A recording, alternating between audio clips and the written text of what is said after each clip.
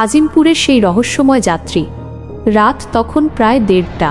রিকশা চালক রহমত মিয়া আজিমপুর কবরস্থানের পাশ দিয়ে যাচ্ছিলেন। চারপাশ একদম শুনশান, শুধু ল্যাম্পপোস্টের আবছা আলোয় একটা গা ছমছমে পরিবেশ। হঠাৎ কবরস্থানের গেটের কাছে একজন সাদা শাড়ি পরা নারীকে দাঁড়িয়ে থাকতে দেখে তিনি রিকশা থামালেন। নারীটি নিচু স্বরে বললেন, বাবা, আমাকে একটু নিউ মার্কেট মোড়ে নামিয়ে দেবেন? রহমত মিয়া ভাবলেন এই বিপদে মানুষটাকে সাহায্য করা দরকার, কিন্তু রিকশা চালাতে চালাতে তিনি খেয়াল করলেন পেছনের সিটটা অস্বাভাবিক ভারী হয়ে আছে। ভয়ে ভয়ে পেছনের আয়নায় তাকাতেই তার রক্ত হিম হয়ে গেল। আয়নায় পেছনের সিট একদম খালি, অথচ ঘাড় ফেরালেই দেখা যাচ্ছে সেই নারী বসে আছেন।